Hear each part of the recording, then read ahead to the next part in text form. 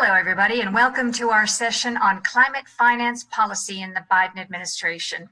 I'm Sonia Gibbs, Managing Director and Head of Sustainable Finance here at the IIF. Thank you all for being with us.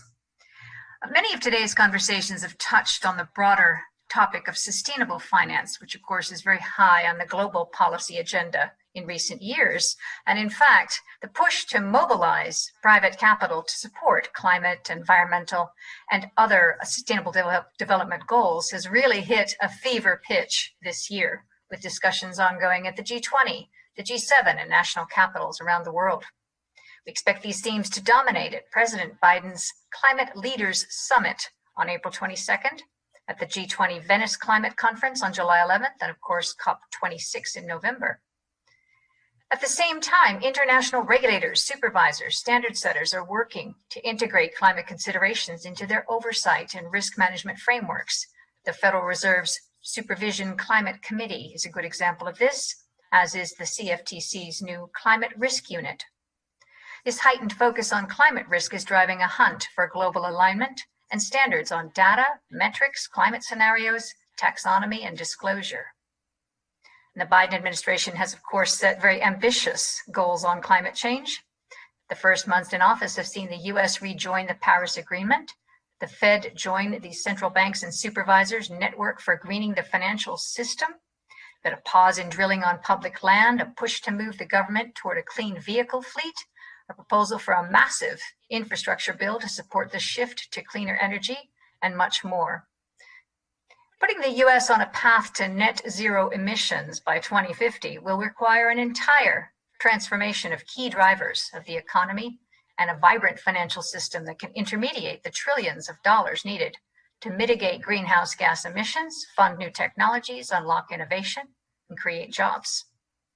So as we contemplate these plans for a U.S. transition to a much lower carbon growth model, we're fortunate to have with us a great panel of speakers to talk through direction of travel on U.S. climate policy and regulation, and how the U.S. financial sector is gearing up for the opportunities and challenges ahead. So I'm delighted to introduce Bob Eccles, who is founding chairman of the Sustainability Accounting Standards Board, otherwise known as SASB, also visiting professor of management practice at the Said Business School, University of Oxford. We're also joined by Eliza Eubank, who's Managing Director and Global Head of Environmental and Social Risk Management for Citi, and Mark Seidenberg, Principal Financial Services and Global Regulatory Network Co-Leader for EY. Thank you all very much for joining us today. And Mark, let me start with you here. Perhaps you could do some scene setting. President Biden has promised to incorporate climate change considerations across the entire U.S. government. And as we move through the first 100 days of office for this administration, how is this affecting U.S. policy and rulemaking? Sure, Sonia, and it's great to be here today and appreciate the introduction. It's notable, and you teed this up, that President Biden used a series of executive orders to really give a clear direction or intended direction of travel.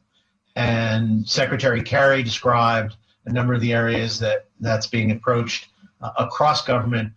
We've also seen, particularly with respect to financial services regulators, both market regulators and institutional regulators, an acceleration of a set of activities, some of which were underway before the administration came into force, but notably, you can't have looked at the last couple of months and not see evidence of this acceleration.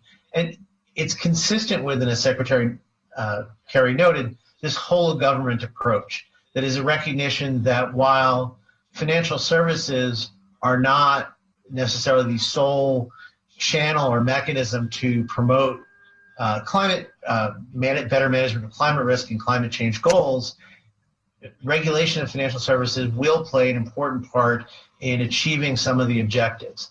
And we've seen that come out really in description of activities really focused on two related but distinct topics. One, you might, and to be fair, I'm stealing this a little bit from some terminology we've seen some of our UK colleagues use. The first is really around, you might say, mispricing of risk. That is, we've already heard discussions around set of potential financial stability concerns. And to be fair, this goes back to the Federal Reserve's financial stability report even last year, but certainly an acceleration of that discussion with the establishment now of two distinct committees within the Federal Reserve, one focused on the financial stability concerns and another closely related on the supervisory concerns, which really gets to this sort of dual thinking around financial stability as well as the prudential or microprudential concerns or risk management concerns as they relate to climate change and climate risk. The other broad set of themes could be again characterized as mis-selling. That is a set of concerns, potential concerns, as they relate to products or conduct where either due to limited transparency or because of uncertainty and differences of characterization, we might see through either wealth management or through including investment advisors and others, failure to have a complete understanding for investors about the nature of the products they're investing in and the like. This we can see very prominently, the SEC exam priorities for the year very much highlighted both the transparency through disclosure, but also expressed concern, not about behavior, but concern, or maybe a better way of saying is expressed interest in the activities of registered investment advisors. So we're going to see, we can drill in a little bit more into some of the specifics as we discussed today, but we're already seeing a notable uptick, as I said, across the domestic agencies. This is mirrored, to be fair, with a renewed commitment to international engagement from the U.S. agencies. We've seen this from Treasury engaging at the G20 level, discussion of what the FSB can accomplish, and the continued leadership at the Basel Committee and their working groups. It's probably, if you wanted any good signal of how this may all be coming together quickly, it is notable that the Treasury announced just this week that in the first FSOC meeting, in fact, the first public section of the first FSOC meeting, which will be scheduled is scheduled now for next week, will include a discussion around climate change and its potential impacts on financial stability. So I wanted to give you a quick tour of a sense of across the agencies. I didn't even go as deep into some of the other agency actions yet, but really across the agencies, we're seeing acceleration on both of the themes of mispricing and mis-selling. No, thank you, Mark. That is a very helpful overview of the landscape. As you say, it's really a whole government approach, and it kind of changes the equation. So with that in mind, Eliza, let me turn to you here. So many U.S. financial firms, including Citi, have recently announced very ambitious net zero emissions goals. The ambition isn't just limited to government.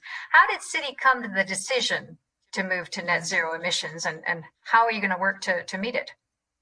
Yeah, thanks, Sonia. Well, I mean, part of it is, we're paying attention to the science. We're paying attention to the aims of the Paris Climate Agreement.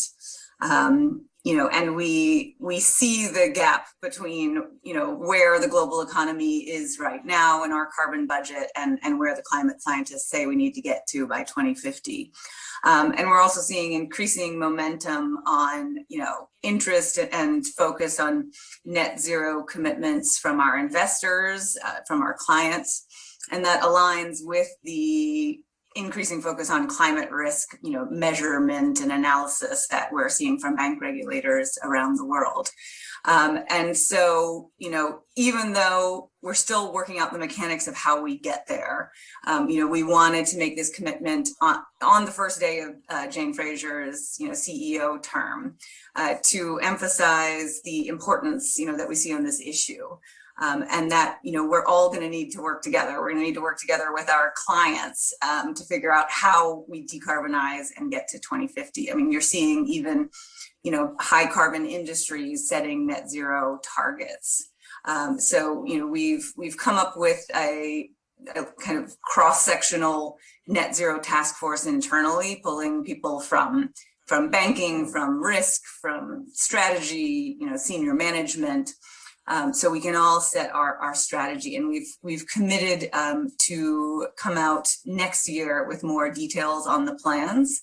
And I think this is going to be kind of a continually evolving conversation, for heavy industry, for financial institutions, et cetera, because, none of us exist in a vacuum, right? And as Citi being one of the, largest banks, one of the most global banks, we really finance the global economy. So it needs to be something that we're working on with our clients. And so it's sort of many different fronts that we need to push on. We have conversations with kind of oil and gas industry clients, shipping industry clients, looking at both the demand and the supply side.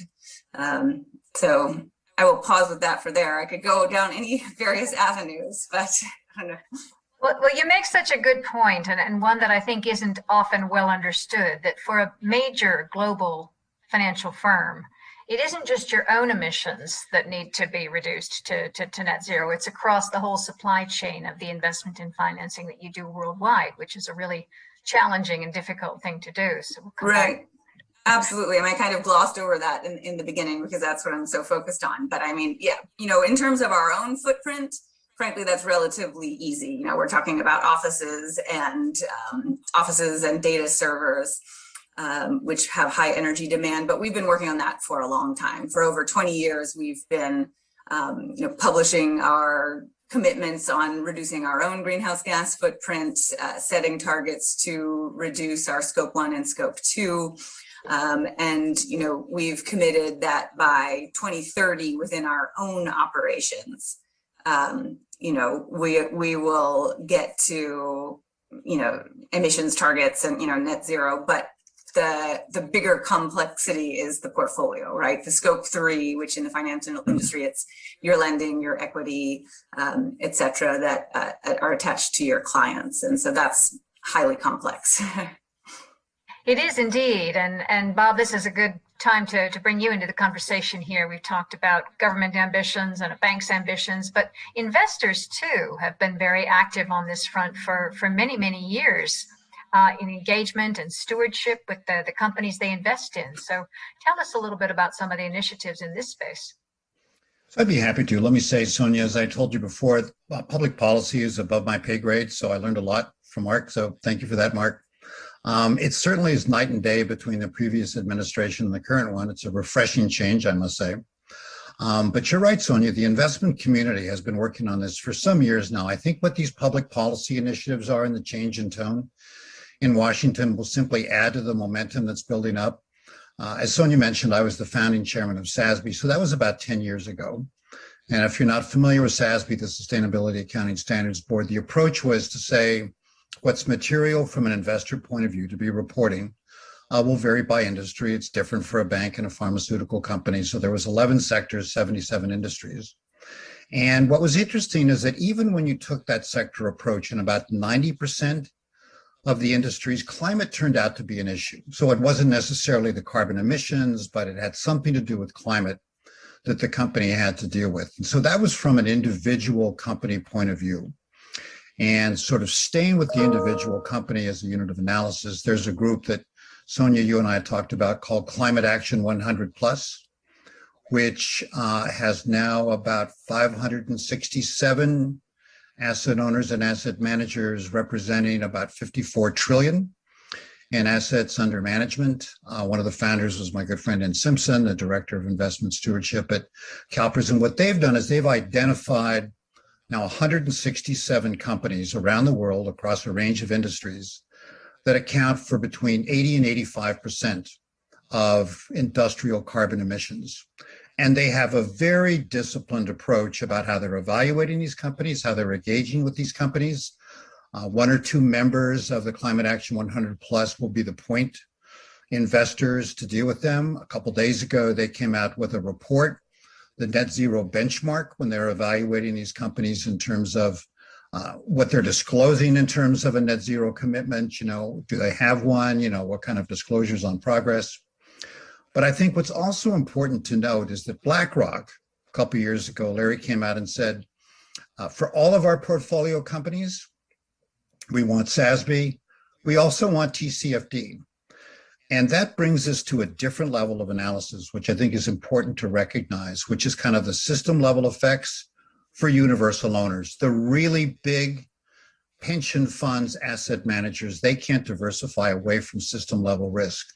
So what BlackRock is saying is that, whether carbon emissions are material to you in your particular industry, we want to know, because you add it all up and it all goes up there in the atmosphere and it makes a difference. And so there's a group called the Shareholder Commons, which I think is very interesting. And what they're working on is like, how do we think about engagement, stewardship, and disclosure when we're talking about something like climate and carbon that is not just sort of portfolio or individual company specific, but we need to be managing this across, basically every company in the world, down, I think eventually you need to get into private companies.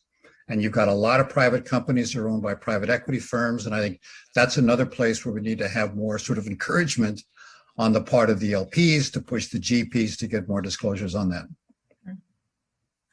It's a very challenging set of issues, and I think we'll circle back to some of the thornier questions on disclosure in a minute. But you had mentioned kind of the investors and their engagement and better understanding of climate risk specifically. And so Mark and Eliza, I wanted to shift for a few minutes to climate risk specifically. So Mark, President Biden, as we mentioned, taking an interagency approach to climate strategy. You mentioned the agencies that deal with conduct regulation, but let's talk for a minute about climate risk in the context of stress testing and capital requirements. And how do you see that landscape evolving? What might be in store for us there?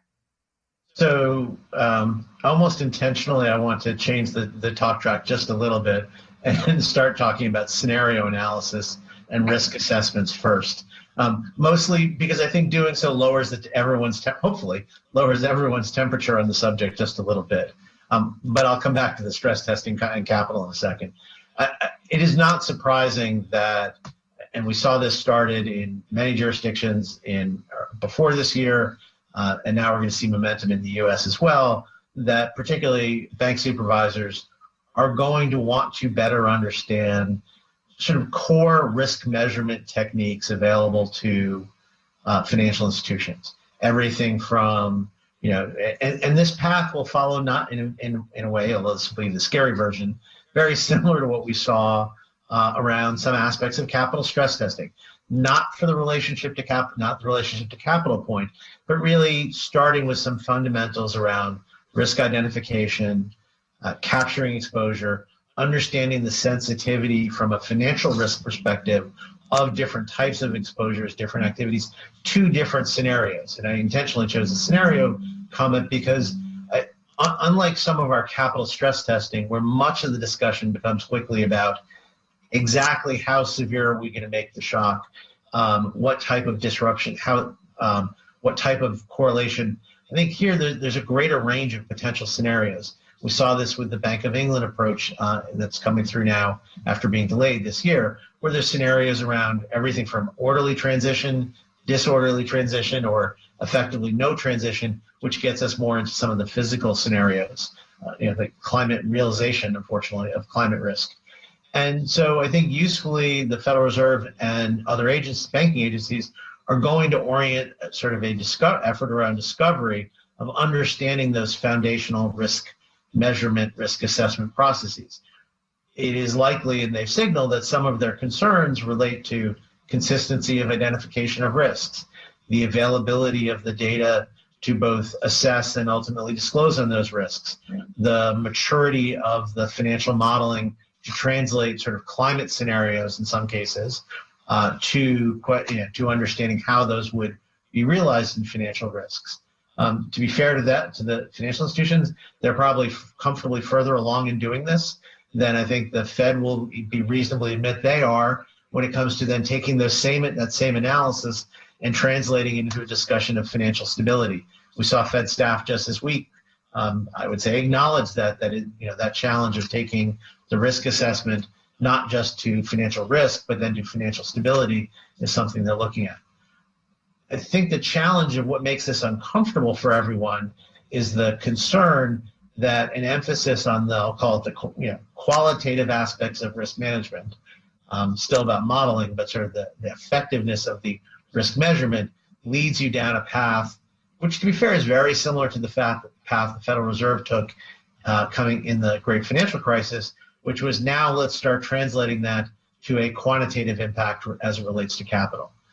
Or a greater concern, taking a path which seems to be more acceptable from some European regulators, which is using capital, whether it's the minimum capital requirements or stress test results into something, we'll call it Pillar 2 capital requirements, as a way of altering the pricing of climate risk. We're not just sort of quantifying it or capturing it relative to the risk. I think Governor Brainerd's comments just this week pretty much say, at least for the foreseeable future, put the Fed sort of much more squarely in the better understand the risks bucket and not in the capitalize or use capital as a incentive tool to change behavior. I think you've laid it out really clearly that there's perhaps a divergence of opinion on what should be the mandate of regulators and supervisors in their approach to climate risk, whether it's a little more conservative in the sense of understanding the problem and having the necessary data and moving slowly to a more activist pushing for transition approach and channeling capital. So, Eliza, in that context, a global firm like Citi is in the crosshairs, right? Because you have to operate across different jurisdictions. So how have you been looking at environmental and climate risks in the past, and how is your approach changing in this administration? Yes, it's changing quickly and increasing for sure. I mean, I've been at Citi always in this space for 13 going on 14 years. And, in the past, it was more project-related environmental and climate analysis. If people are familiar with the Equator Principles, right? You're financing this power plant, this mine, this toll road. What are the direct environmental impacts of the project? What are the climate impacts? How is this project impacted by future climate change, and how, may it impact in terms of emissions? But, in recent years with the TCFD, with the notion of bank regulatory driven climate risk, it's much broader than that, than just a few high carbon sectors and specific projects. It's how can the transition risk, the change in policies, and the physical impacts of climate change whole sectors, right? How can it change whole demand for products? How can it shift the technologies that are used? And so will your clients that are in the auto manufacturing supply chain and are only manufacturing widgets for combustion vehicles, are they going to be out of the market in 5 or 10 years? So it's really kind of a much broader holistic approach. And also with the kind of investor driven and regulatory driven focus on climate risk, it's also changing to a much more quantified or an attempted desire to quantify the climate risk, which Mark spoke to earlier. And, we get pushed to say we need to set environmental risk appetite and climate risk appetite, and we need to figure out the climate risk metrics that we would measure for that. And I think that's a very difficult issue because, let's just focus on climate, forget all of the other environmental and social issues that, like, how the heck do you have a social risk metric that really actually tells you something valuable? But on climate risk, it needs to be sector specific. There's a lot of information that goes into gathering that. There's a desire often to say, anything that I can quantify, I will use that as a metric. So, maybe there's an over reliance on just emissions, alone, but it's usually more important to get information on, say, emissions intensity of production. And then when you get to physical risk, you can't have a conversation about climate risk analysis without getting to talking about the data challenges, right? Data availability, data reliability. And so, with the question you started with in terms of stress tests and, how that may affect capital, I think before we can get to the point of, really consistently including this in our credit ratings and, our capital calculations, we need to feel confident on the data we're basing that analysis on, the methodologies we're using for that analysis. And so that's also why I think you see a lot more banks and financial institutions talking about climate scenario analysis rather than climate stress testing, because, stress tests often, when they're regulatory driven, right, it's usually more top down, kind of macroprudential, fiddling with, data and information you may already have in your systems. And with climate, when you're trying to analyze the impact of different climate scenarios, you usually need to build it from the bottom up, gathering a lot new data that banks don't traditionally have, related to their clients and their loans. And it's a very labor intensive process. So we're piloting it, we're testing it, and we've talked about it in our own TCFD report, but it'll continue to be kind of a very experimental and evolving space for a while.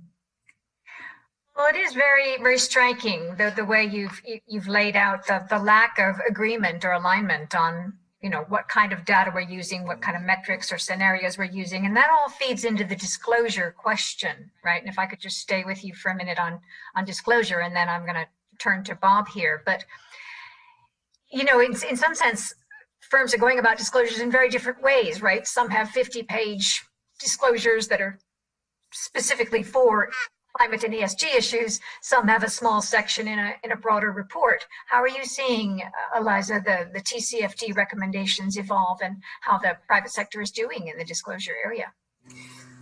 Yeah, there's a really broad spectrum of how firms are internalizing and using TCFD. I think, initial disclosures have tended to be more on the qualitative side. More focused a bit, talking about the growing governance that they're putting in place, how they're putting in place, risk management policies related to climate risk. But just following on my earlier point about climate data challenges, uncertainty on, if we've got the right secret sauce of how to combine this information and see what it tells us. There's a lot of sort of hesitancy to disclose kind of quantitative climate risk numbers and information, because number one, it's usually done off of a scenario which it's easy for people to misinterpret, right? I mean, a scenario is one possible version of the future. It's not your prediction of what you think the future will be. You need to run a lot of different scenarios. But if you say, under this scenario, based on the data I have, we show this much loss or deterioration in credit quality, does that strike a lot of fear externally when it's just one possible scenario based on a certain level of uncertainty of the data you're basing it on? So I think, there's a lot of talk about the desire for more kind of consistency in the type of, whether it's climate risk metrics or quantification of climate risk, firms, whether it's corporates or financial institutions, should be disclosing, so that you're not having a lot of apples and oranges and pears and bananas comparisons, right? Because if everyone's doing their own different analysis on different scenarios based on different data, it's really hard to know what that's telling you.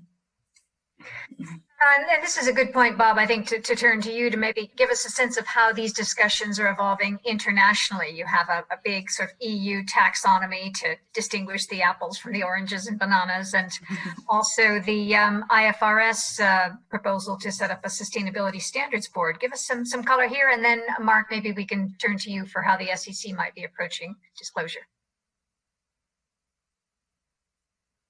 So, Bob, on the international side of things? I muted myself, sorry. So let me start by saying there's a difference between scenarios and frameworks and standards for disclosure metrics. TCFD is a framework. It doesn't sort of take a position on what the metric would be. So let's just stick with standards for now with a little bit of a history lesson. We take financial accounting standards for granted. Wasn't always that way. They came about in the United States. After the stock market crash of '29 and the Great Depression, the SEC was formed. At that time, there was a gazillion accounting firms. They all had their own accounting standards, their own auditing standards. Listed companies didn't have to report stuff. A lot of them didn't report revenues. SEC comes along and said, we want to have standards so we can get these apples to apples comparisons. There was a big hue and cry. The accounting firm said, this is as much art as science. The company said, oh, we can't do this. We're unique. We got the standards. Really important to recognize, standards are a social construct. We have our social construct called US GAAP. The rest of the world uses something called International Financial Reporting Standards. They're kind of the same. They tried to merge them, didn't work out for various reasons. But this isn't grounded in the laws of physics. So what we need to get for climate and more generally on ESG disclosures, we need a set of standards that are basically the social consensus about how we're going to represent a reality. And that's what everybody uses, and they can make their adjustments. They report on it. And I think what we see happening with the Sustainability Standards Board, which I'll get to in a second, they're going to start with climate. Climate is relatively easier. Greenhouse gas emissions is relatively easier than social dimensions. It's still hard. There's a range of technical opinion. Is it emissions? Is it intensity? A decision needs to be made. Those are the rules. So the first step is getting standards. This is how you're going to measure and report. Then the second step is that you have to report. So just like you've got regulations, I know the U.S. business community is going to freak out, but it's too bad. You have to report, just like you have to report, your financial information. Then you need to have quality audits, positive assurances, the accountants would say this, so we know that this data is as reliable as it is for financial information. Then you have the data gathering challenge that Eliza talked about, which is because we've got standards and requirements for financial reporting. We've got SAP, we've got Oracle, they've got these big, software systems. We need to develop the same software systems. I know some startup companies working in the space so that they can hoover up all the information inside of a company, particularly challenging for financial institutions when you get to what's in their portfolio. So we need to get to that set of standards first.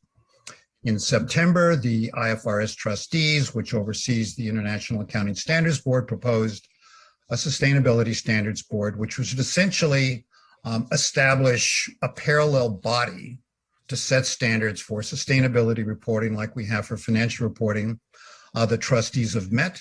It's basically been approved. IOSCO came out with a very positive letter in support.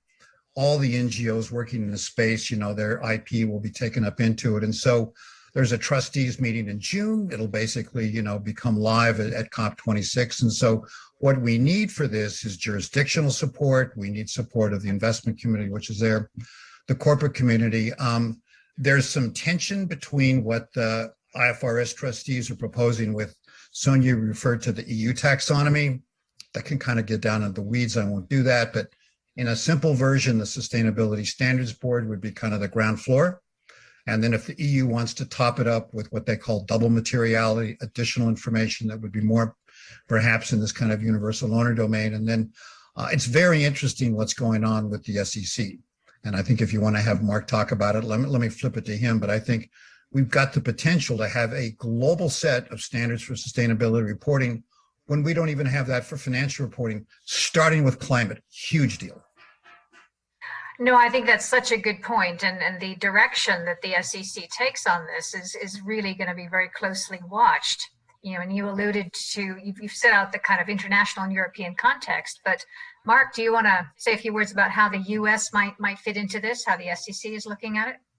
Sure. And I think if you just look at the last 6 weeks with the SEC, you see a number of the challenges play out that Bob described.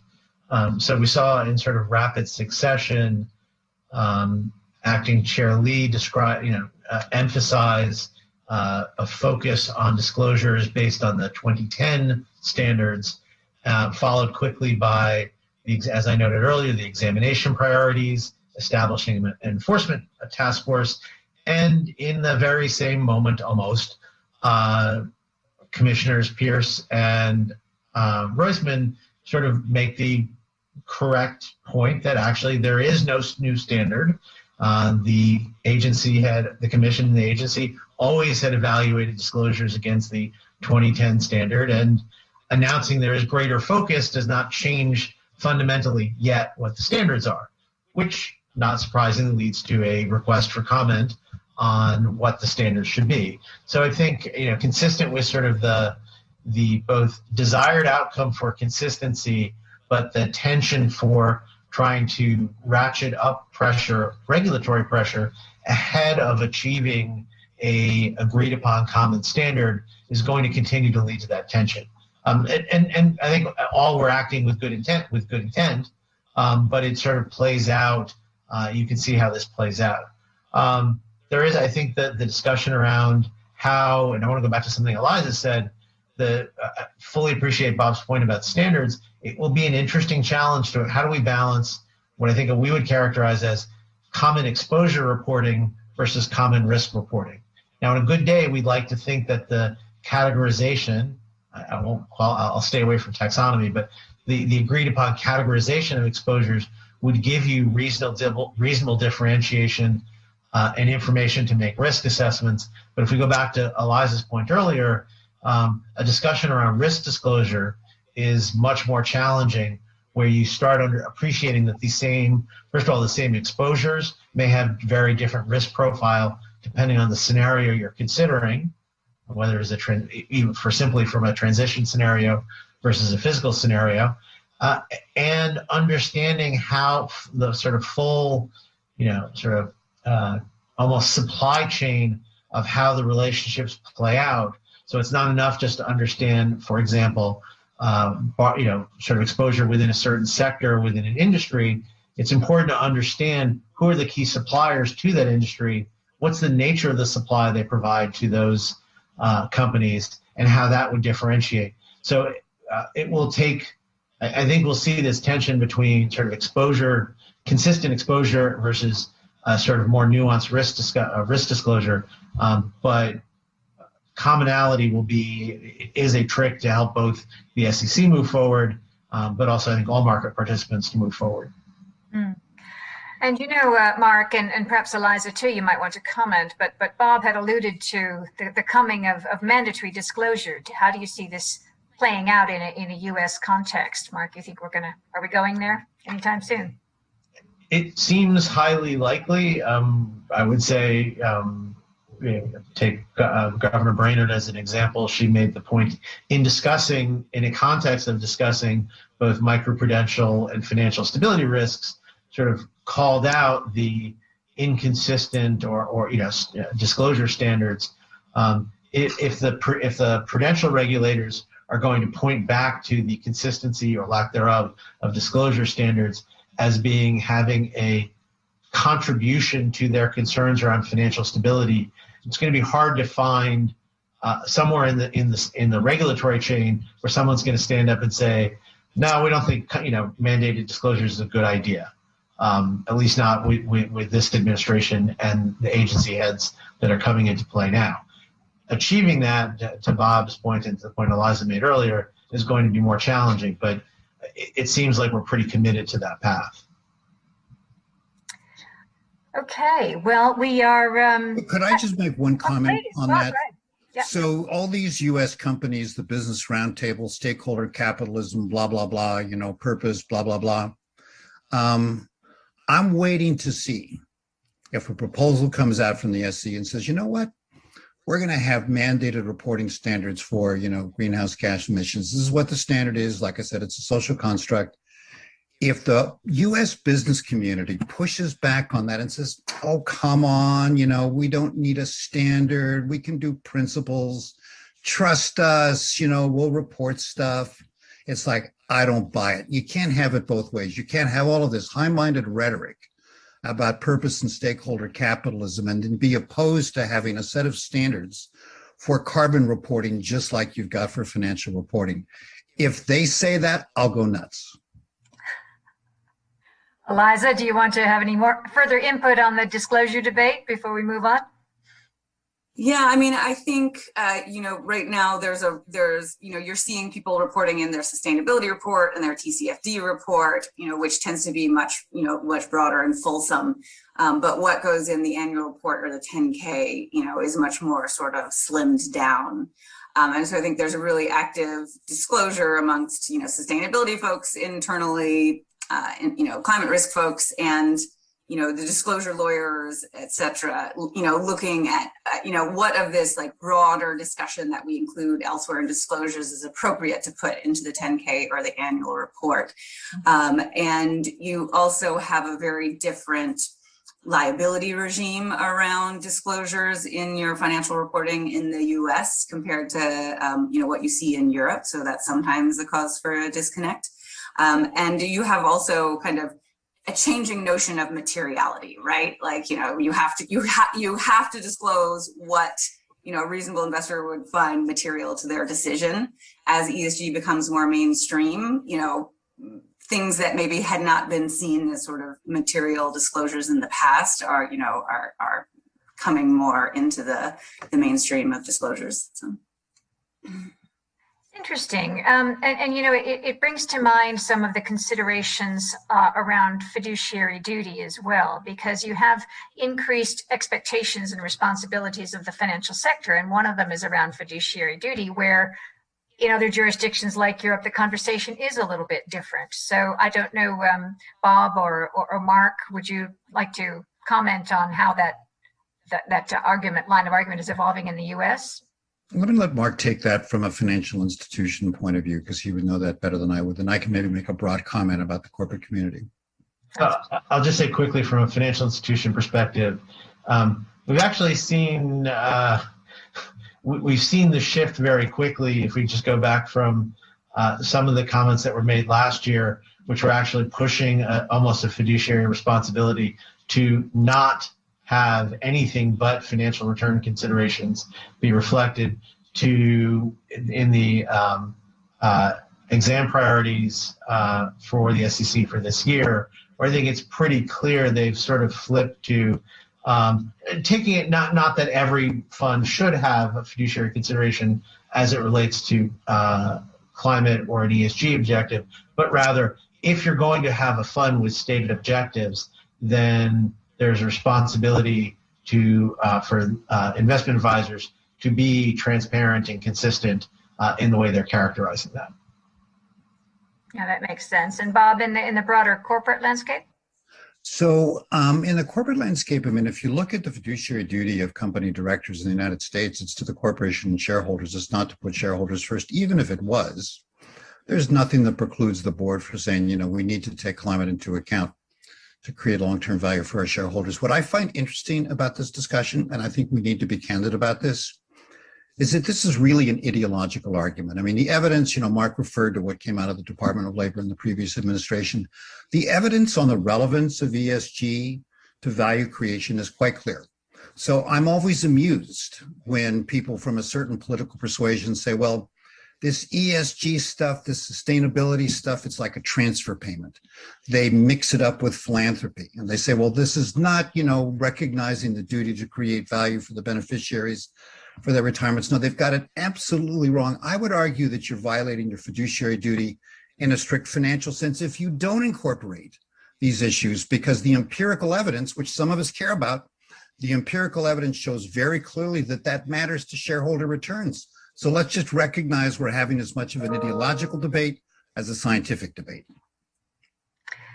It's a fascinating topic, and it goes back many, many years, and it is intriguing to see how quickly it's changing. But Eliza, it brings, this whole kind of responsible investment, sustainable investment, it brings another question of where is the supply? What kinds of products and instruments are there? What kinds of innovations are you seeing in the market to help drive capital into this transition? Yeah, well, you're seeing, a mass explosion in the green bonds market, sustainable bonds market over the past couple of years, where issuers are raising money, through the standard structure of a corporate bond. But they're committing that the use of proceeds will be directed to specific green investments that they're going to lay out in their green framework. Oftentimes you have a second party opinion on the framework where a consultant comes in, looks at their internal tracking commitments, the decision-making processes they put in place as to what qualifies for these green criteria. And usually they're coming with a commitment to report publicly, maybe annually. Sometimes it's audited reporting on where those use of funds are going. So big explosion in that.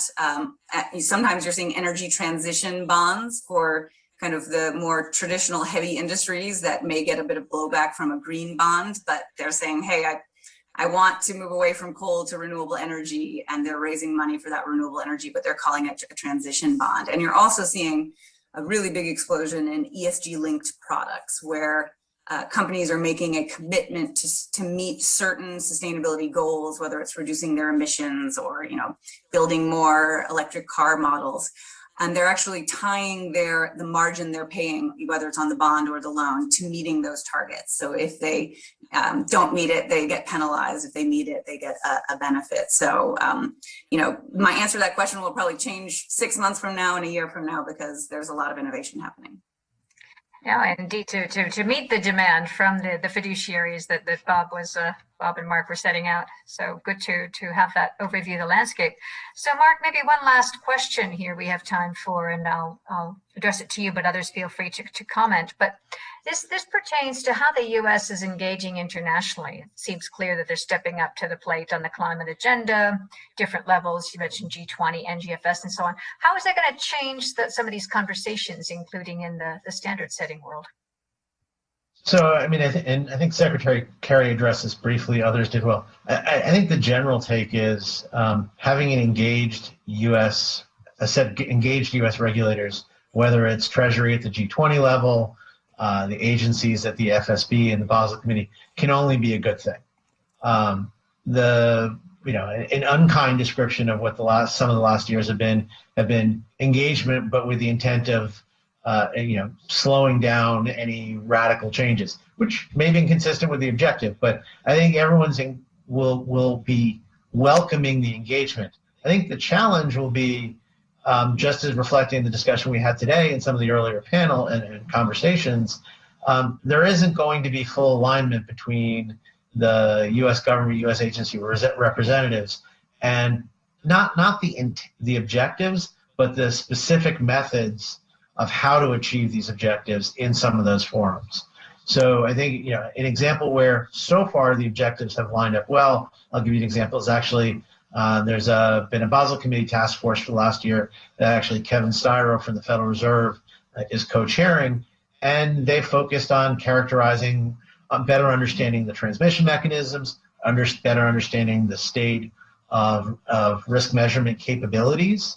I think that's where we'll see good alignment.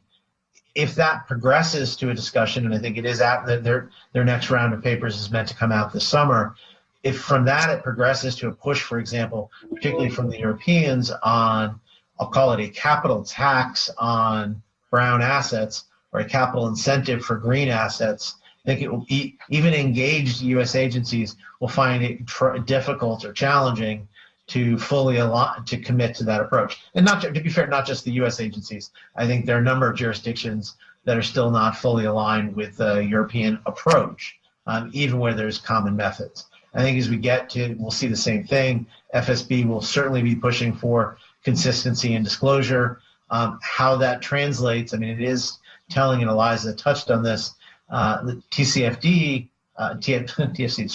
the task force recommendations were very intentionally principles-based. It was a way to promote progress without sort of pushing necessarily a specific answer on the standardization that Bob referred to.